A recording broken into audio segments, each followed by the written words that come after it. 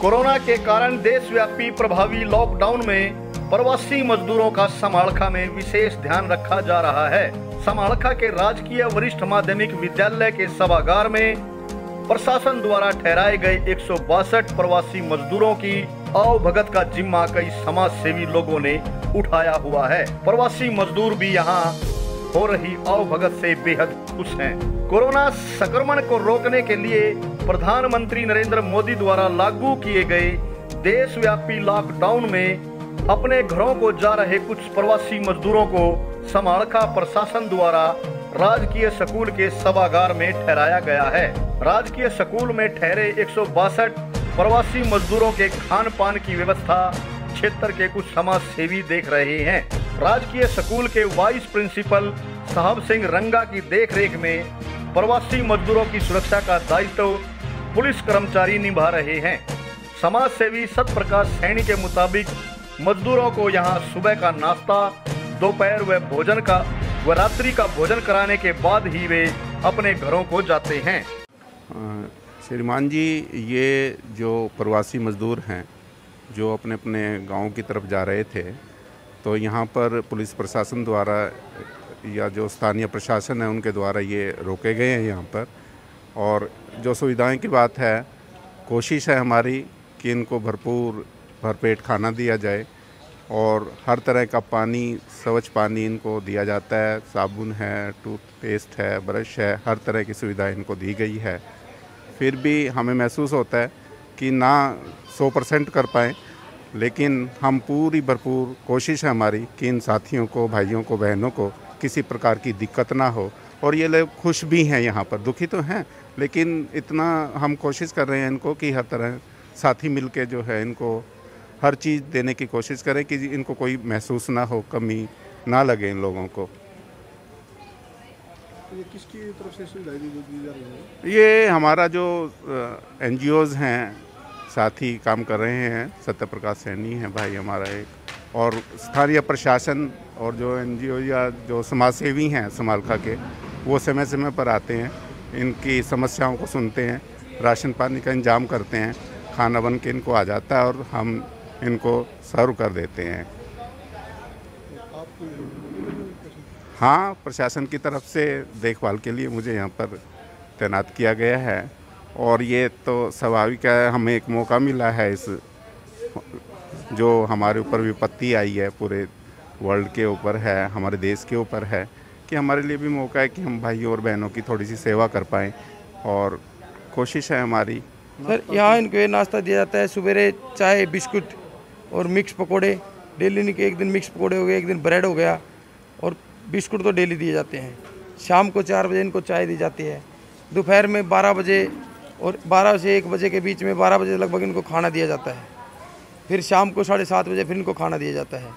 उसके बीच में इनको जैसे फल है, फ्रूट है, वो दिए जाते हैं। खुश हो आप इनसे? जी सर।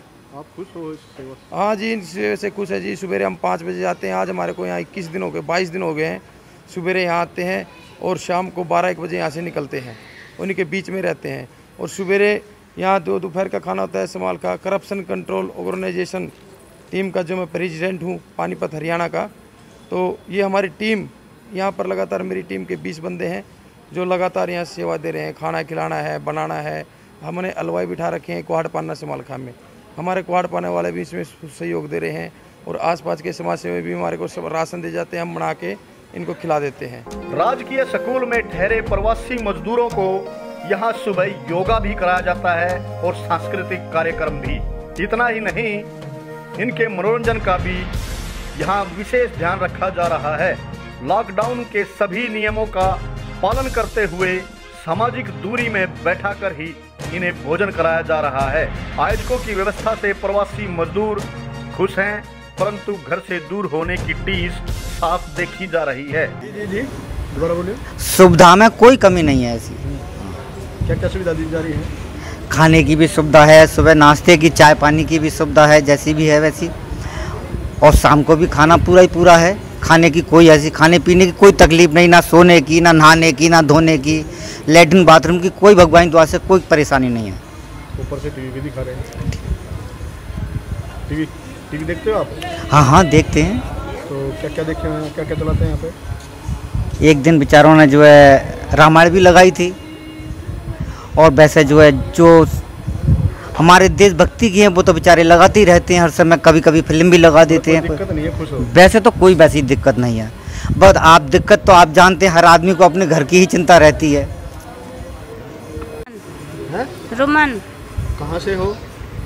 पानीपत से। तो यहाँ कैसे आए? यहाँ आए कि ड्यूटी बंद हो गई थी, तो क्या कहते हैं ये राय कि 3 महीना के लिए बंद है, तो इसीलिए हमने अपने मन से चली आई कि घर जाएं। छोटे छोटे बच्चे घर में हैं, कोई उनके वारिदान नहीं है देखने वाले, दिक्कत कर रहा है, तो बाहर आई थी। तो यहाँ जो सुविधाएं जो वो कह रहे हैं जैसा मिल रहा है सब कुछ है, लेकिन ये है कि थोड़ा ले लपेट खाना में सुबह पार हो जाता, और तो सब व्यवस्था बढ़िया है।